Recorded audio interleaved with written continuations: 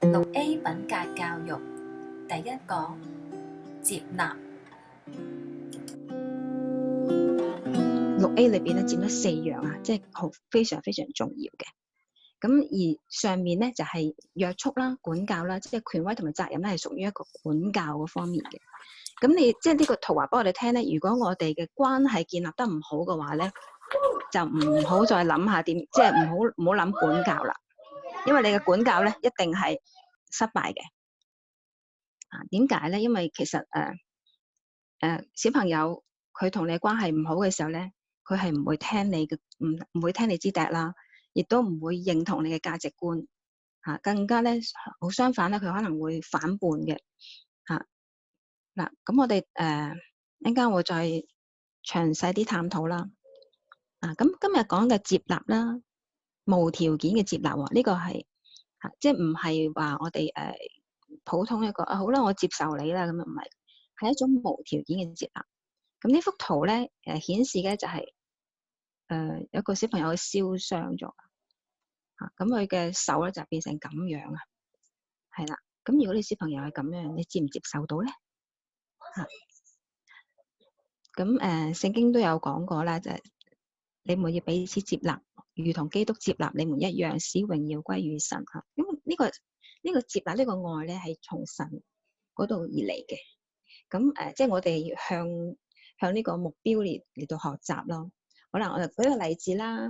大家認識呢個蘇華偉啊？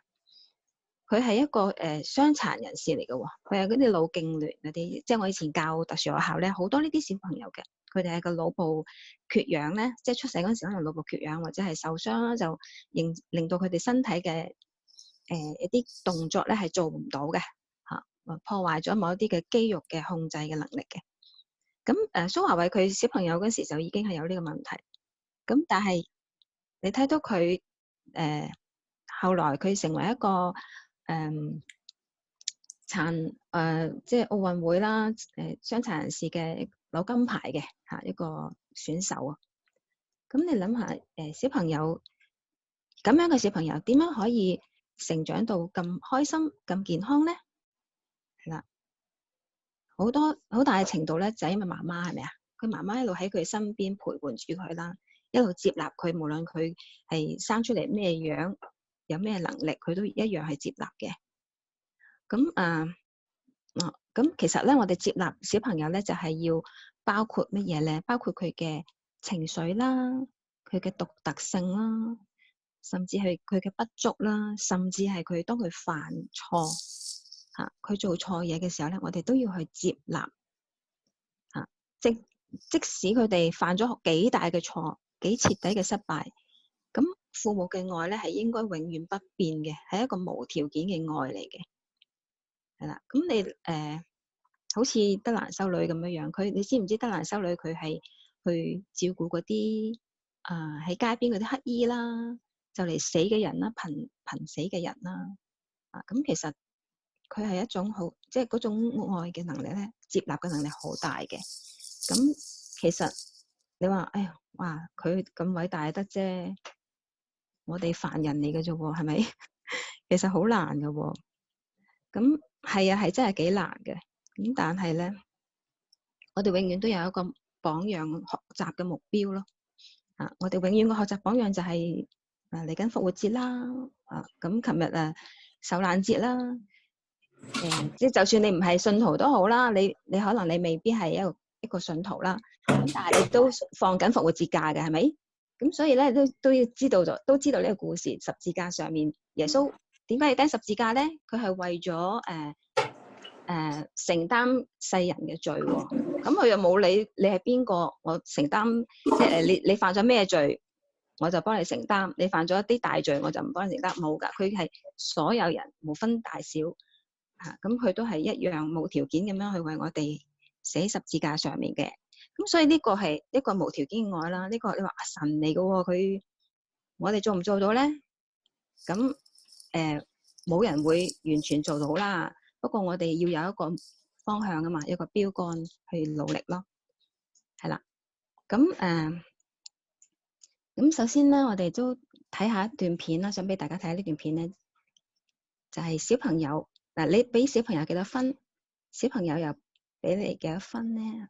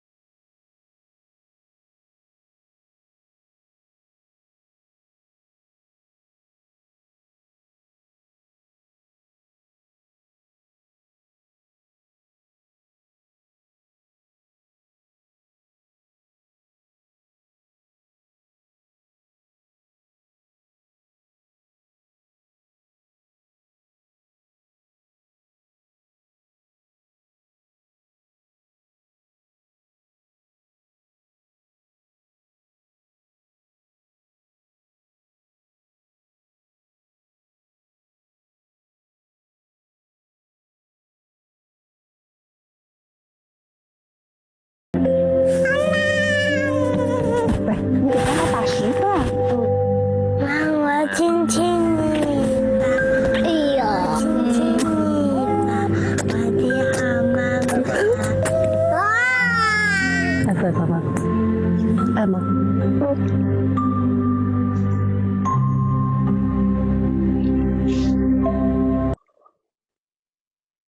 咁咧，我覺得即係有時咧，我哋媽媽係有好多要求嘅對小朋友。咁但係原來小朋友咧，佢哋真係佢哋愛我哋仲多過我哋愛佢哋咯。有時係咁，所以咧，我哋即係要幫助小朋友咧，從小去接納佢哋，培養佢哋一啲嘅安全感啊。其實小朋友咧，由 BB 週開始啦，佢哋係最需要安全感嘅。例如你俾佢即係舒服啦，着得夠啊，食得飽啊，咁小朋友 BB 仔就喺呢個階段啦。咁再大啲嘅時候咧，其實佢嗰個安全感係建立喺你對佢嘅無條件嘅接納同埋愛嘅裏邊嘅，係啦。咁真係要無條件喎。咩叫無條件啊？就係你諗下你自己點解你會愛佢先？點解你會錫佢先？有時你對佢係冷淡，點解咧？有時你會對佢我心情好嘅時候就錫佢多啲嚇，佢乖嘅時候錫佢多啲，會唔會係咁樣咧？咁但係其實呢個接納咧，我哋係真係要完全嘅無條件啦。咁呢度講啦，一個唔安全感咧係會產生自卑同埋自傲嘅性格出嚟嘅喎，係啦。咁所以咧，我哋首先接納咧係幫助佢哋培養安全感。第二咧就可以提升佢哋嘅自我形象。第三咧就係佢會因為你嘅接納而佢就願意打開佢嘅心窗同你講佢嘅內心嘅嘢。好多時小朋友你會發覺佢點解會成日講大話嘅咧？嗱，如果你小朋友中意講大話咧，咁你就要小心啲，係因為你平時咧可能鬧得多啦，責怪佢得多啦，咁佢就會為咗逃避你嘅責備啊，而去講大話嘅。咁講大話意味住咧，就係佢將佢嘅心窗咧閂埋咗，佢唔想俾你知佢諗緊乜，唔想俾你知佢做咗啲乜，係啦。咁所以咧，一個接納咧就係話無論佢做咩都好，做錯咗都好啦，你仍然係接納佢去愛佢嘅。呢個就係一個即係幫助佢咧可以知道我做錯嘢唔緊要嘅，媽咪會接納我嘅，咁佢就願意同你講咯，係啦。咁另外咧就可以建立一個彼此嘅互信關係啦。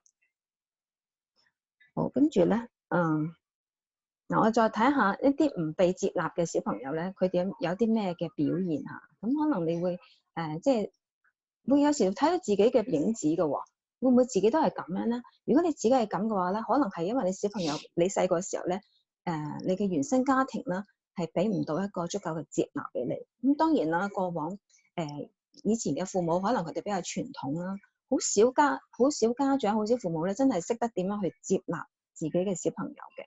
即係都係好似剛才我所講啦，好多社會上面嘅價值啦，去影響咗我哋嘅價值觀，即係影響咗父母對我哋嘅睇法。佢要求我哋要做到乜嘅要求，咁佢哋先至會開心，先至會接納。甚至我哋有啲小朋友佢考第一，攞99分，佢父母都會話佢做咩佢爭我1分你都攞唔到啊！即係咁樣都要責備佢。咁樣，所以好多好叻嘅小朋友咧，佢哋都係冇自信心，就係因為父母嘅態度啦，係啦。咁我哋睇下嗱，不被接納嘅小朋友，佢會有一種唔安全嘅感覺啦，佢會咧會覺得好自卑，覺得自己冇用啊，好冇自信，即係覺得自己冇乜價值嘅呢個即係自己咁呢種咧就係即係佢會係可能佢真係自己做錯咗嘢啦，或者佢嘅能力唔係比人哋強啦。佢係一個比較普通啲嘅小朋友，甚至佢可能比普通人咧係能力低少少啦。咁好多小朋友咁樣嘅情況咧，就會產生呢種嘅自卑、缺乏自信。咁但係你留意喎，好似蘇華偉咁樣，佢嘅能力、佢嘅即係體能各方面可能發展、身體嘅發展智慧嘅發展都未必同即係同普通嘅小朋友一樣嘅。咁但係唔代表佢唔可以快樂健康咁成長喎，係咪？所以唔係取決呢個小朋友佢成長得好唔好，唔係取決於佢本身嗰個嘅能力，佢本身有叻唔叻、聰唔聰明、IQ 幾高，或者佢身體健唔健康，呢啲都唔係一個關鍵嘅問題咯，係啦。咁另外一種小朋友咧，佢就會專登係做一啲引你注意嘅嘢啦，可能係激嬲你嘅嘢啦，專登係講一啲嘢咧，係佢明知道你唔中意佢咁樣樣，佢就專登咁講嘅。咁點解嘅咧？咁其實嘅咧就佢就想你引你注意咯，引你注意其實都係一種接納嚟嘅喎，即係佢冇嗰種關愛，即係嗰種好愛嘅接納，都你係取而代之求其次啦。咁你鬧我都好啊，咁樣即係佢會內心裏邊咧係有一種咁樣嘅隱藏住嘅渴求，就係你鬧我都好過你唔理我。咁呢個都係一個即係小朋友想受接納嘅一個嘅表現啦。另外咧，有一種人咧，有種小朋友咧，佢就係好追求自己好貪靚啊，好想自己表現得好啲啊，好介意自己嘅表現得唔好啊，俾人即係即係好中意俾人比較，同同學比較啦。例如今次佢攞高分過我啊，咁佢好唔開心啊。即係嗰種小朋友係對自己好有要求或者佢好想要你幫佢買呢樣買嗰樣，佢好想要物質上面嘅好多嘅嘢。咁佢呢種小朋友咧，佢係錯誤地咧係將佢嘅嗰個價值觀咧擺咗喺呢啲嘢外貌啦、表現啦、金錢啦、地位啦呢啲嗰度。佢以為咧係要靠佢自己嘅努力先至可以贏到別人嘅認可啦，同埋接納啦。咁如果你做唔到嘅時候，咁你咪贏唔到咯，贏唔到咪好唔開心咯。所以啲人咪會跳樓咯。啲學生即係就算好叻嘅品學兼優嘅學生跳樓都聽唔少啦，係咪？係啦，咁呢啲唔想我哋大家都唔想見到自己小朋友係咁。咁另外咧就係不被接納嘅小朋友咧，佢哋會自我形象好扭曲，係嘛？即係會可能你成日讚佢靚啦，咁其實呢個唔係一個好好嘅讚美嚟嘅喎。你好靚女啊，你好靚啊！即係如果人哋成日讚你嘅小朋友靚咧，你其實咧可以同嗰個人講，你唔好成日讚佢靚，讚佢其他嘢啦，即係讚下佢佢本身嗰個例如佢做嘅佢嘅點講，佢嘅品格啦，係啦，讚美佢嘅品格呢樣咧係比較真係可以幫到小朋友嘅，因為我哋係即係如果你讚佢靚，佢咪成日都覺得我唔靚嘅時候你就唔讚我啦，我唔叻嘅時候我成績唔好嘅時候你就唔中意我啦，咁樣咧就會都會形成一種咧係不被接納嘅感覺喎。好啦，咁我哋睇下咧呢個冰山啦好多時我哋都會用呢個冰山嚟到做比喻嘅。咁冰山咧就表示我哋小朋友平時嘅表現出嚟嘅上面嗰橛啦就係我哋平時見到佢嘅表現，例如佢係會，例如佢成日講大話咁啦，你就淨係見到佢講大話啦，唔誠實啦或者佢成日都唔肯做功課成日都好逃避做功課咁呢一個係佢表面嘅，咁但係背後呢個係表面嘅行為啦咁但係佢背後係咩原因導致佢有咁嘅行為咧？我哋就要睇下佢嗰個冰山下邊，其實佔大部分咧係喺下邊嘅喎，係我哋睇唔到嘅地方，係佔大部分嘅。咁我哋要發掘下，究竟係咩令到佢有咁嘅行為咧？咁其實咧就係呢個三角形咁樣樣啦。嗱，行為就係上面嗰個冰山嘅見到嘅位置啦，但下邊咧就係包括咗我哋同佢建立嘅關係。頭先即係我哋話點解我哋接納係最重要，6A 裏邊咧係一個最重要嘅 A 嚟嘅，就係接納，因為接納咧就係可以幫我哋同佢建立關係嘅。咁如果你同佢建立咗一個好嘅關係咧，咁佢就會同你嘅價值觀同你嘅信念都會接近啦，佢會接受你嘅價值觀，接受你嘅信念，咁佢即係成為咗佢自己嘅信念，成為咗佢自己嘅價值觀，然後咧先至會有一個好嘅行為表現出嚟嗱。咁所以咧，你唔好諗住係咁想改變佢嘅行為咯，你淨係改變佢行為冇用㗎，係啦，佢可能表面上你第一次鬧佢，佢聽話下次佢又會再重複做同樣嘅嘢，你又再可能再強權啲壓制佢罰佢咁樣樣，咁仍然都係喺個處理都係處理上面尖嗰個行為嗰個釘嗰個位置，其實咧你冇處理到下邊關係嘅話咧，你永遠都改變唔到佢嘅行為，即係唔可以真正改變佢嘅行為咯。就算係佢都只係陽奉陰違只不過係即係做俾你睇咯，喺你面前佢又會做好啲，你唔睇住佢嘅時候咧，佢就會原形畢露啦，做翻佢自己原本佢自己心裏邊嘅價值觀嘅嘢啦。咁所以我哋先改變佢嘅價值觀，點樣改變佢價值觀咧？先要佢認同你嘅價值觀咯。佢點解去認同你嘅價值觀咧？就係佢同你嘅關係好咯，係啦。你點樣同佢建立關係咧？就係你首先要接納佢啦。係啦。咁我睇翻啦，接納就係一個幫佢建立安全感同埋自我價值好重要、好重要、必要嘅嘢嚟嘅。記住喎，係無條件嘅喎。你有冇諗下平時咧，你係咪好多條件性嘅咧？即係同小朋友，你做嚟呢樣嘢，我就咁係啦。即係呢啲就係條件性嘅嘢。記住接納係無條件嘅，唔係佢哋做咗啲乜嘢，或者佢唔做啲乜嘢，而我哋先去接納佢。而單就係原因點解接納咧？就係因為佢係你嘅仔、你嘅女呢個咧就係唯一嘅原因，令到你接納佢係唯一嘅原因嚇。咁就好，正如好似咧點解神聖經話神愛世人喎，世人喎，咩叫世人啊？即係世界上所有嘅人咯，作奸犯科嘅人佢都照愛㗎。咁只不過佢唔係愛佢哋嘅行為，係愛嗰個人本身咯。因為人就係神創造，按住神嘅形象去做出嚟㗎嘛。而每一個生命咧都係神俾佢一個獨特嘅價值喺裏邊嘅。咁呢個我哋一定要認同。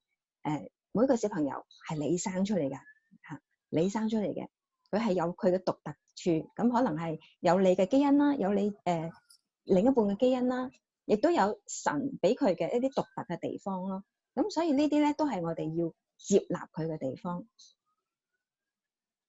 好啦，咁我哋睇下喎，如果不被接納嘅小朋友咧，佢會有啲乜嘢嘅乜嘢嘅特質咧會走出嚟啦嚇？睇下你小朋友會唔會有呢啲嘅情況？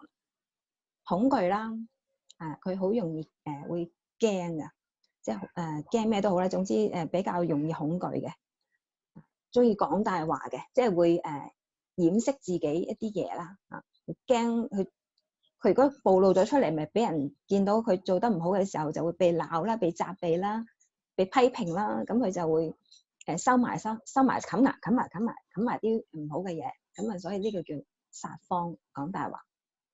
咁另外咧就係佢會覺得自己冇價值啦，好自卑啦，好自大啦，甚至係即係自卑嘅另一面咧就係自大，係啦。咁其實都係一樣係屬於自卑嘅喎。因為佢係自大，其實佢係想攞到你嘅認同啊嘛。佢嘅自卑喺邊度咧？就係佢得唔到你嘅認同啊，所以佢不斷咁樣咧，想用另一啲嘅方法去得到你嘅認同。呢個令到佢咧係好自大啦。咁佢做到就自大咯，做唔到咪變咗自卑咯。咁另外咧就係折騰啦，折騰即係即係成日都點樣講咧？好自己好可能接受唔到自己啦嚇，成日都唔知點咁樣啦嚇，停滯係啦，咁呢個都係不被接納嘅呢啲嘅表現出嚟嘅。你哋小朋友有冇呢啲情況咧？咁如果有嘅話咧，其實唔緊要嘅，即係話俾你聽，佢需要更多嘅接納嚇，你要更多表現你嘅接納，以致佢咧可以改變，將呢啲嘅唔好嘅特質咧去改咗佢。好啦，如果一個小朋友咧佢被接納嘅話咧，佢就會有呢一啲嘅特質啦。佢會好有安全感啦，佢係比較個人咧平靜啲啦，唔會嗶哇哇啊，即係突然間就好情緒波動啊咁樣啦嚇。咁咧佢會係好真實嘅，佢會同你表達佢自己嘅諗法嘅。如果例如你小朋友放學翻嚟，會肯同你講下學校發生咩事啊？即係同同學之間嗰啲嘅問題啊。咁其實佢係好好啊，同你嘅關係，佢係敞開佢自己，肯同你分享咯。咁你就要感到好欣慰啦，即係你都接納得佢夠啦，係咪？好啦，咁另外咧，佢就會有自我價值感好強啦。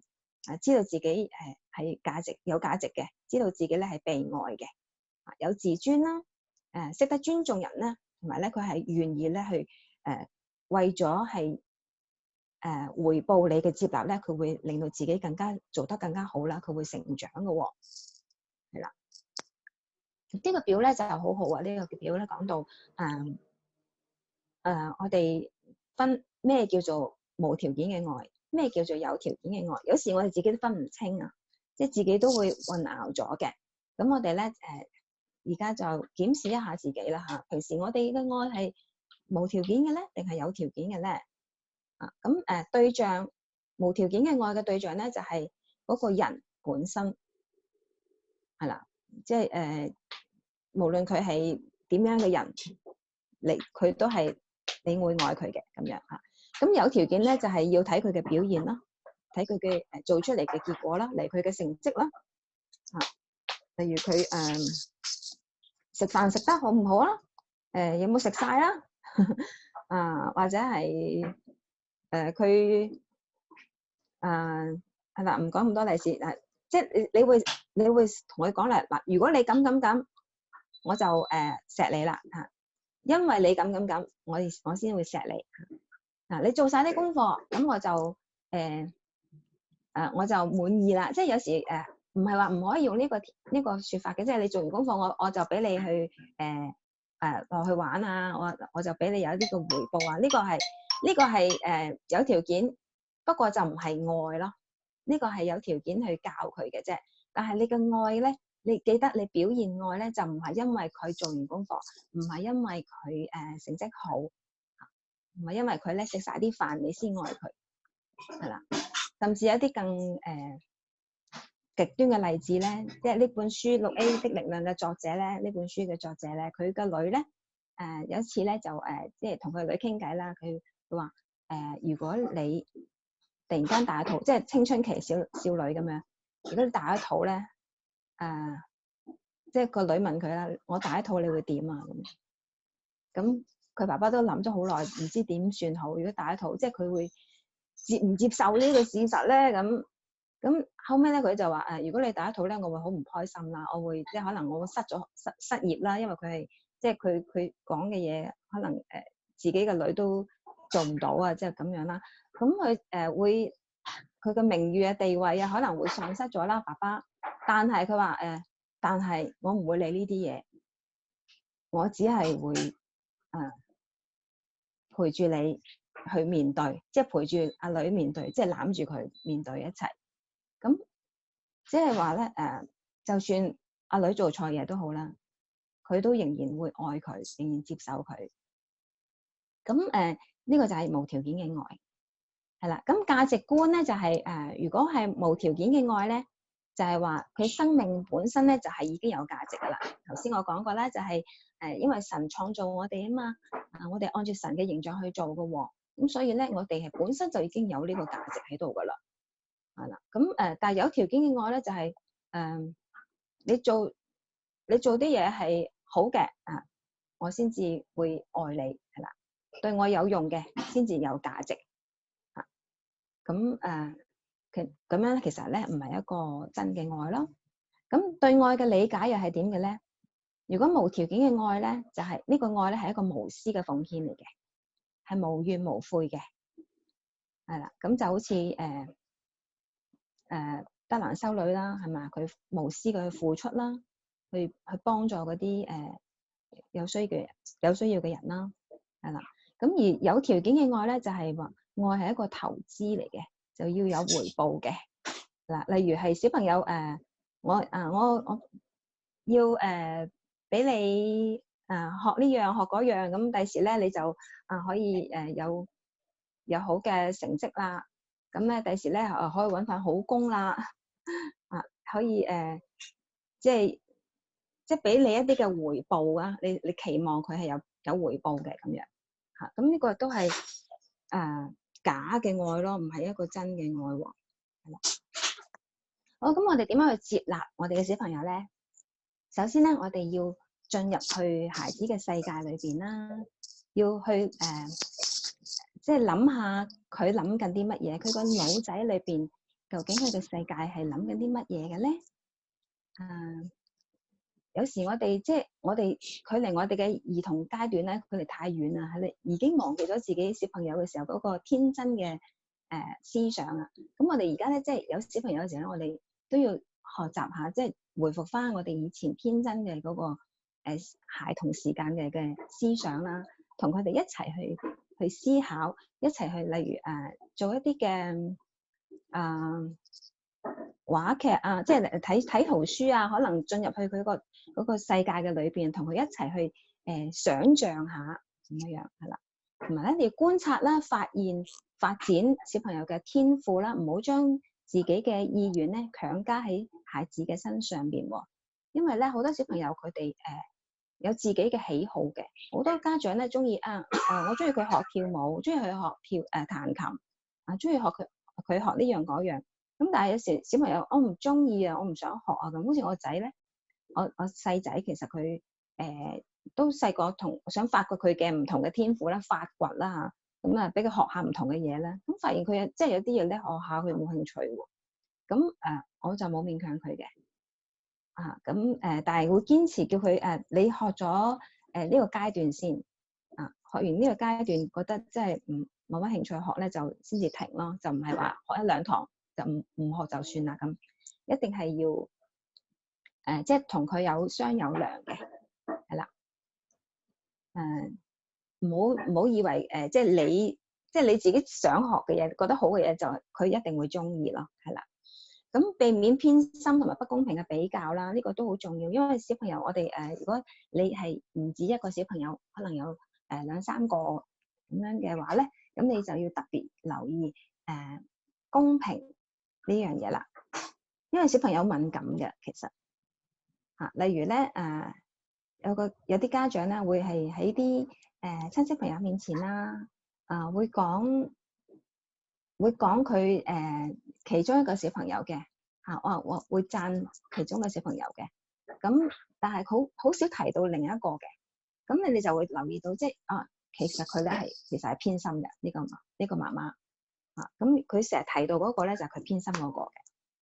咁嗱，如果小朋友唔在場都還好喎，如果小朋友在場嘅話咧，嗰個後果係好嚴重嘅，即係佢哋係會知道自己係不被接納嘅。即係如果媽媽唔接納即係中意一個唔中意另一個咧，佢哋好容易會發覺到嘅。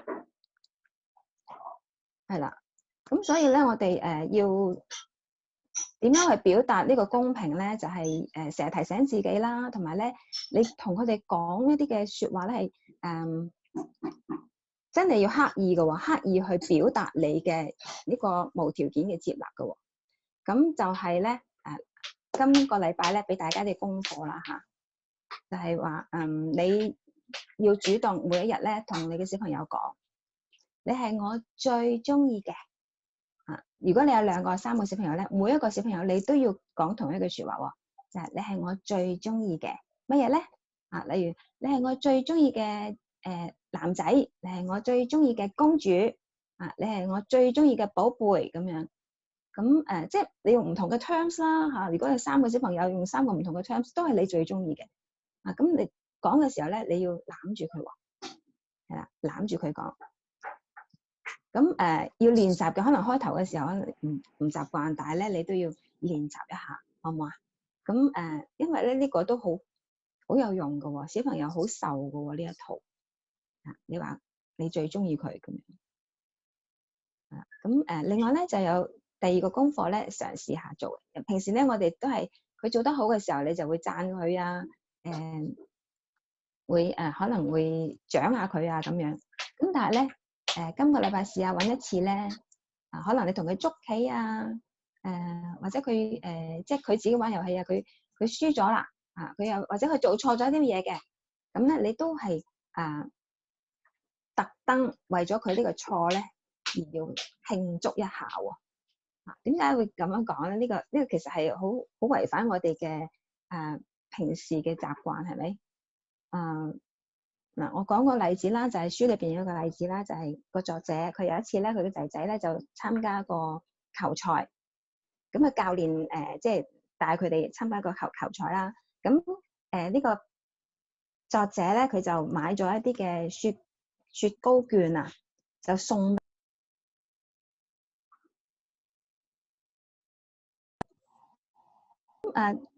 跟住咧佢就同個教練講送俾佢哋，請佢哋食雪糕啊咁樣。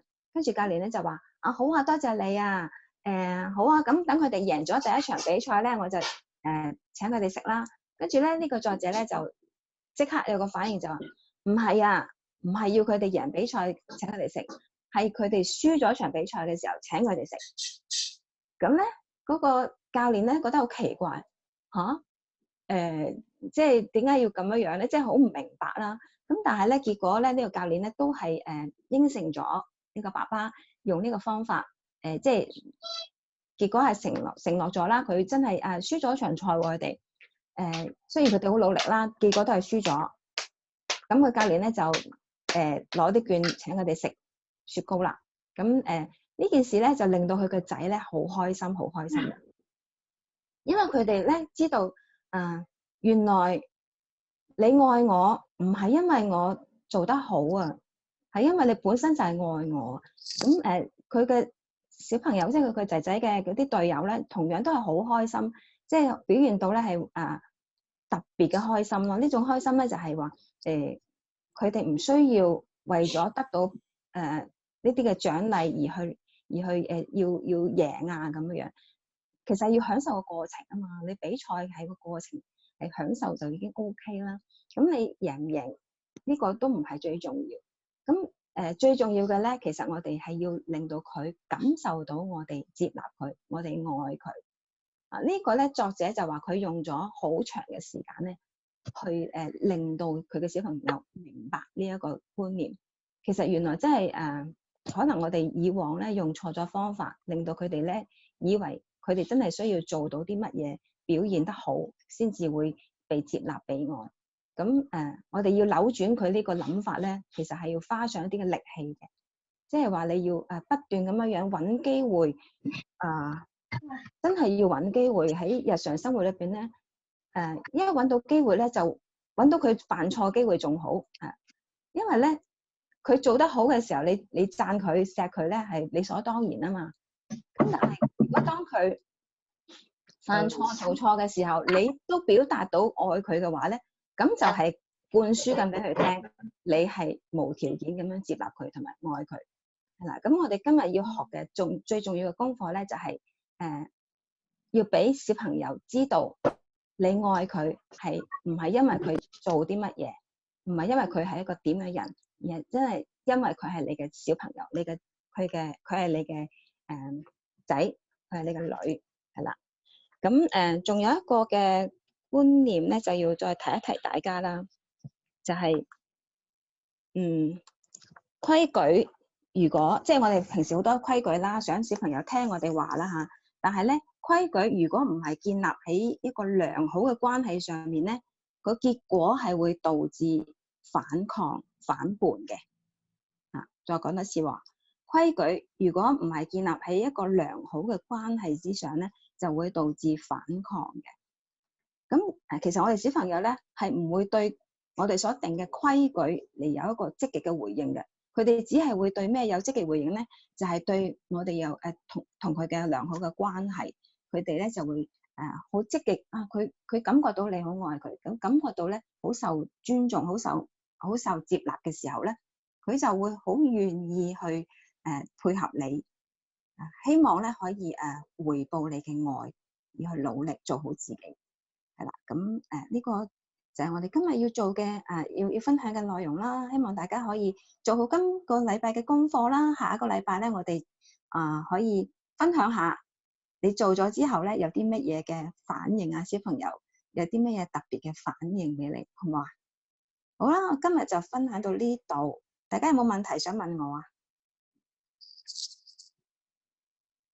或者有啲乜嘢收穫啊？你可以都分享下。我問一問啦，我問一句啊，因為我成日都聽到好多人都會覺得咧，即係可能屋企未必淨係即係爸爸媽媽啦，可能有其他人介入呢個嘅管教嘅裏邊，即係未必係管教或者係影響緊嘅嘛，都會咁呢啲點樣去處理會好啲咧？呢個其實咧就要溝通嘅，係啊，即係要冇錯啊，係我哋學咗6A，但係佢哋未學啊嘛，佢哋唔識啊嘛。咁其中一樣嘢就係你同佢分享6A嘅教育咯，話俾佢聽呢個教育嘅觀念對小朋友嘅幫助係啲乜嘢咯。咁因為好多時佢哋冇學過，好似我未學嘅時候，我都會做錯㗎。我未了解6A 嘅時候，我都會做錯㗎。咁所以你都嘗試下同我哋分享呢個6A 嘅品格啦，同埋咧你都要同小朋友講，即係分清楚，即係話俾佢聽邊啲嘅愛係即係點講啊？例如係咪啲長輩，即係啲爺爺嫲嫲嗰啲啊，公公婆婆嗰啲係咪啊？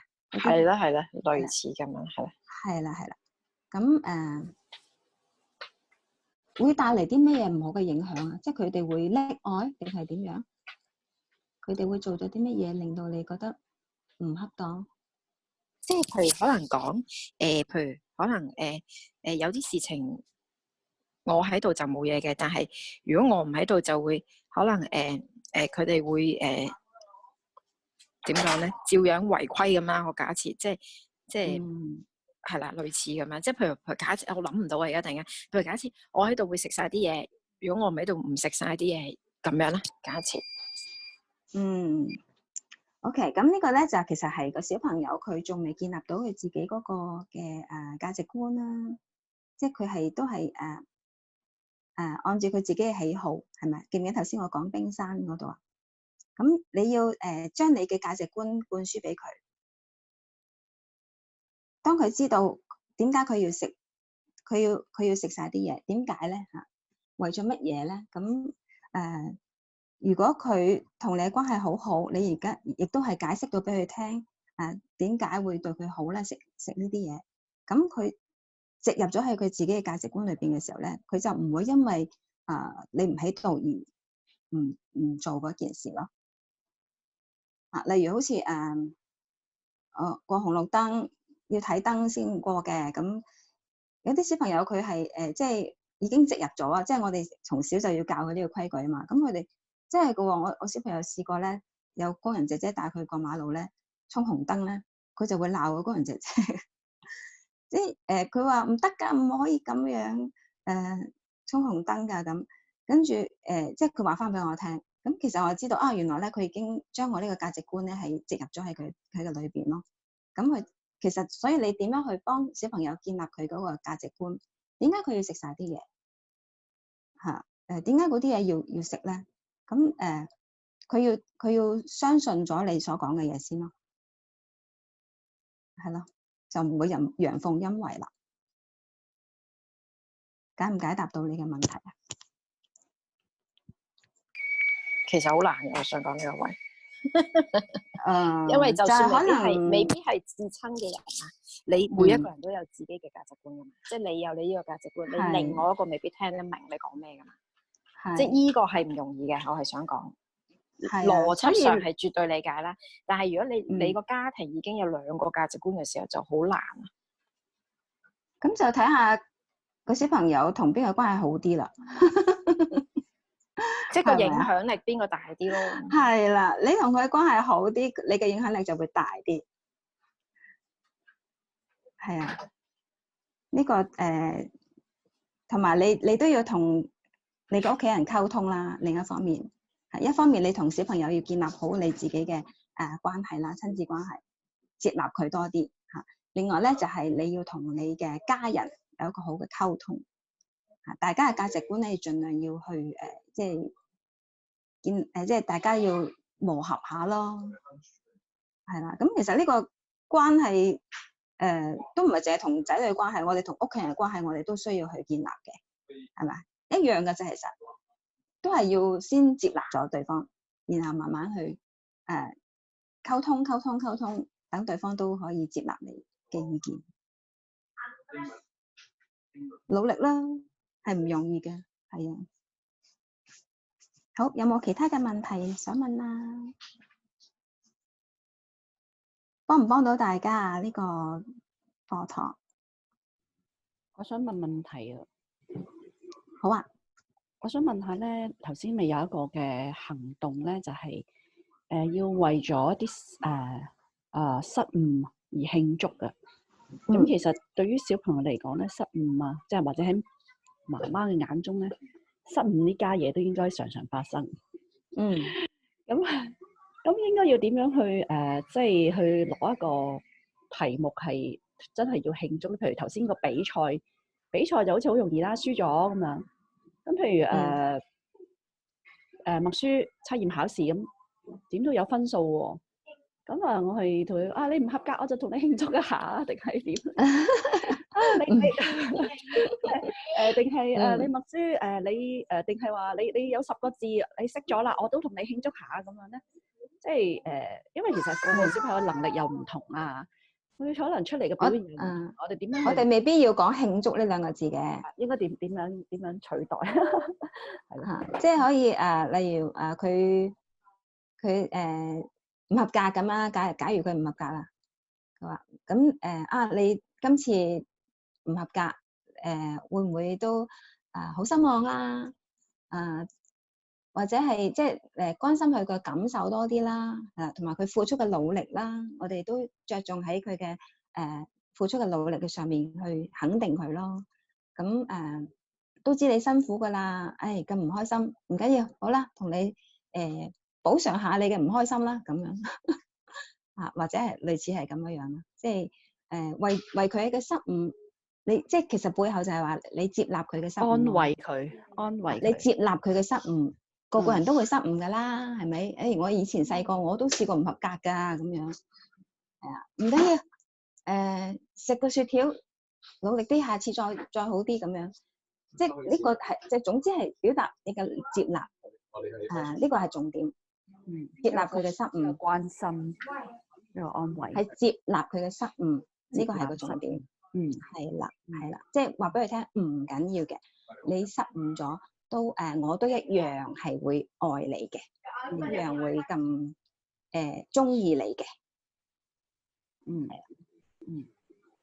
即係都係先顧及佢嘅感受，重視咗佢，接納咗佢呢一次嘅即係結果。咁跟住就安慰咗佢之後，咁跟住先檢討啦。係啊，不過你可以同時進行嘅，即係你可以話係啊，哎呀，你今次咧呢個測驗咧，你因為咩原因，所以你就係啦，真係好唔抵喎咁樣。咁即係係啦，個感受佢自己都唔想犯錯噶嘛，即係我哋要有個諗法好清楚嘅就係小朋友佢唔會特登做啲錯嘅嘢出嚟嘅，即係佢都唔想做錯嘢，佢做錯嘢會俾人鬧，或者佢自己會有一種嘅內疚感啊、自疚感啊，咁其實都唔好受噶啦已經。咁你再加你嘅責備落去，其實佢係頂唔順噶咯，跟住佢就會收埋自己啦，係啦。咁我哋目的咧就係要佢感受到你好愛佢啦，然後佢願意打開佢嘅心俾你去即係了解佢嚇，肯同你打開心扉，同你分享，呢個係我哋嘅目的，係啦。好，唔該，菲菲老師。唔好着重慶祝呢兩個字上面啊。我哋都係用接納嗰個基礎。係啊，有冇其他問題啊？咁呢個好重要嘅功課啦，我哋要學習咗先係啦。咁其實好多時咧，唔係行為上面嘅改變啊，係要我哋心態上面去改變咯。係啦，即係你攬住阿仔，你攬落去個動作唔難嘅，但係有時你真係攬唔落啊，或者你讚唔落啊，咁嗰陣時係咩原因咧？係因為我哋嘅心態未調整好，即係我哋仍然係有一啲條件性嘅嘢喺裏邊嘅，所以要調整自己嘅心態啦。知道其實每一個人都係好需要接納，尤其是小朋友。嗱，你要建立關係咧，最緊要嘅階段就係越細越好噶，越細個嘅小朋友咧，你同佢建立關係嘅嗰個容易程度係大好多嘅嚇。咁所以趁小朋友仲未到青春期之前啦嚇，建立關係呢個係好關鍵嘅，做得好啲。咁下次希望大家都可以照上線啦，同埋咧邀請下你身邊嘅媽媽都可以一齊嚟學習下、交流下。今日我哋就分享到呢度啦，多謝大家嘅參與啊！好啦，咁多謝菲菲老師，好多謝菲菲老師。好，拜拜。拜拜。